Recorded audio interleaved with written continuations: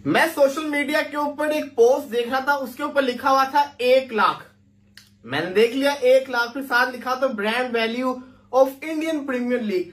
I was like, इसको कहते हैं ना जस्ट 1 लाख। फिर छोटा सा नीचे देखा करोड़ भी लिखा हुआ था। आईपीएल की brand value 1 lakh crore cross कर चुकी है और ये चीज सुनने के बाद ना भाई मुझे एक चीज क्लियर हो चुकी है कि भाई अब आईपीएल पीएसएल का मतलब अब छोड़ दो सीन भाई, कंपैरिजन ना मैं तो पहले भी नहीं करता था। अभी भी कह रहा हूं उनको पैसा मिलता है आईपीएल से, जिसकी वजह से उनकी क्रिकेट बोर्ड के पास कमीशन भी जाते हैं। लेकिन कहने का मकसद ये है कि उनको सजा के तौर पर ऐसे करो तो सही ना, क्रिकेट बोर्ड एक साथ हो और ये एक टाइम इस तरह इस किस्म के फैसले करने पड़ेंगे। आप देख लेना, मुझे ऐसा लगता है कि ये चीज ज्यादा नहीं चलेगी, कहीं ना कहीं इसका रिएक्शन आएगा। क्रिकेट बोर्ड जो है वो हो सकता है आईपीएल में प्लेयर्स को कहीं ना कहीं थोड़ा सा रोके। आज मेरी नजरों के सामने से खबर गुजरी जिससे मुझे पता चला कि आईपीएल की ब्रांड वैल्यू 1 लाख करोड़ है, वो भी इंडियन रुपीस। जी हाँ, आप बिल्कुल ठीक सुन रहे हैं। इस खबर ने मुझे हैरान और परेशान करके रख दिया। इसका मतलब है पाकिस्तान को तो यही कर्जे दे सकते हैं? बिल्कुल दे सकते हैं यार। नहीं, मैं वैसे मुझे आपने डाटा सही बताया। बिल्कुल सही बताया जी। साल 2024 की मैं बात करूं तो भाई साहब पहली बार ऐसा हुआ है कि आईपीएल की जो ब्रांड वैल्यू है वो 1 लाख करोड़ को पार कर चुकी है। तो 1 लाख करोड़ पे भी मेरा इतना हाल हुआ है। अगर इसको मैं पाकिस्तानी करेंसी के अंदर कन्वर्ट करूं तो ये कितने करोड़ बनेगा? कितने ही करोड़ बनेगा। मैं सोशल मीडिया के ऊपर एक पोस्ट देख रहा था, उसके ऊपर लिखा हुआ था 1 लाख। मैंने देख लिया 1 लाख के साथ लिखा तो brand value of Indian Premier League. I was like, इसको कहते हैं ना जस्ट 1 लाख। फिर छोटा सा नीचे देखा करोड़ भी लिखा हुआ था। जब मैंने करोड़ देखा ना, मेरी आंखें खुली की खुली रहेगी कि 1 lakh crore, 1 lakh crore Indian Premier League की ब्रांड वैल्यू है। फिर साथ बैठे इंसान ने कहा आगे एक और छोटा सा वर्ड लिखा, उसको भी पढ़ ले। वो लिखा हुआ था INR, इंडियन करेंसी। उसके बाद फिर मेरे होश उड़ गए जब मैंने सोचा ये जो 1 लाख करोड़ पे मेरा इतना हाल हुआ है, अगर इसको मैं पाकिस्तानी करेंसी के अंदर कन्वर्ट करूं तो ये कितने करोड़ बनेगा? कितने ही करोड़ बनेगा। पाकिस्तानी और इंडियन करेंसी में डिफरेंस कितना है? 3.1 का या 3.2 का आता है। अभी देख लेते हैं, इसी को पता चल जाता है। 1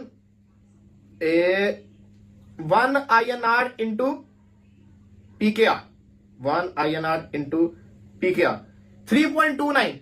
इसका मतलब ये हुआ कि अगर हमने 1 लाख को मल्टीप्लाई किया 3.29 से 3,29,000 crore, 3,29,000 crore Pakistani Indian Premier League IPL की वैल्यू बनती है। मेरा एक सवाल है आप लोगों से, 1 करोड़ के अंदर 7 जीरो होते हैं ना, ऐसा ही है ना? तो मुझे ये बता दो 3,29,000 करोड़ के अंदर कितने जीरो होंगे? थोड़ी बहुत कोशिश जरूर करनी चाहिए, चाहे आप आउट तो अच्छा खेलते हुए भी हो सकते हैं, लेकिन बहुत बुरा ना लगे आउट होते हुए।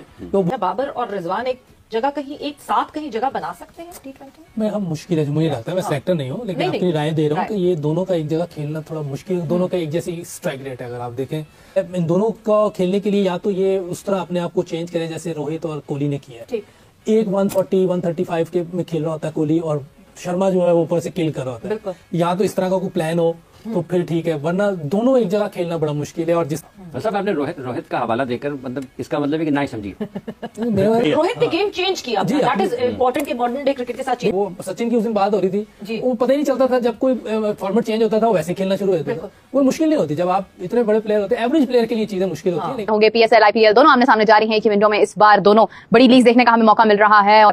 इसी से एक और बात याद आई कि सेंट्रल कॉन्ट्रैक्ट का जिक्र हम कर रहे थे पहले, जो कि इंडिया ने भी अपना अनाउंस किया। इंग्लैंड सीरीज है इंडिया की और उसमें उन्होंने श्रेयस अय्यर की, अगर मैं बात करूं, उनकी वापसी और ईशान किशन की वापसी की है उन्होंने। और ईशान किशन की वापसी देखें, दो ही चीजें हैं, या तो ये है कि पीएसएल अगर आप आईपीएल में देखते हैं तो आईपीएल में तो उनकी एक ही सेंचुरी है, उसके बाद तो आपको उनकी मतलब वो बैलेंस नजर नहीं आया इनिंग्स के अंदर। बट अगर हम उनकी पास्ट परफॉर्मेंसेस देखते हैं तो ईशान किशन एक बहुत अच्छा प्लेयर है, ये बात समझ में आती है। उनके डिसिप्लिनरी इश्यूज की वजह से उनको रेस्ट करवाया गया या उनको मतलब निकाल दिया गया, अगर मैं साफ लफ्जों में कहूं, लेकिन उसके बाद दोबारा शामिल करने की बात हो रही है। इसके अलावा कुछ ऐसे प्लेयर्स हैं जिनके ये मेडन कॉन्ट्रैक्ट्स हैं, जिसमें नीतीश कुमार रेड्डी है, हर्षित राणा है, अभिषेक शर्मा है, वरुण चक्रवर्ती भी है। तो ये प्लेयर्स को इन्होंने अभी रिसेंटली जो है वो शामिल करने के बारे में सोचा है। कैसे देखते हैं इस एडिशन को? फर्स्ट ऑफ ऑल तो ये 2 बंदे जो ने रीड किया ना कॉन्ट्रैक्ट में इंडिया ने, ऑब्वियसली यहाँ से बैठ के मैं कह सकता हूँ कि इधर it's a policy shift, because इन दोनों ने व्हाइट बॉल को प्रेफर किया था back in 2020-23। Ishan Kishan as well as Iyer, ये दोनों थोड़ा सा डोमेस्टिक को इतना इंपॉर्टेंस नहीं दे रहे थे। इंडिया का सिस्टम ऐसा है, आप डोमेस्टिक को इंपॉर्टेंस नहीं देंगे फिर आपको वो इंपॉर्टेंस खेलना पड़ेगा। Iyer has perform pretty well for the last 6-7 months, लेकिन अभी अगर हम फिर इसी आईपीएल की बात करें तो लास्ट 4-5 मैचेस में उसका बल्ला नहीं चला।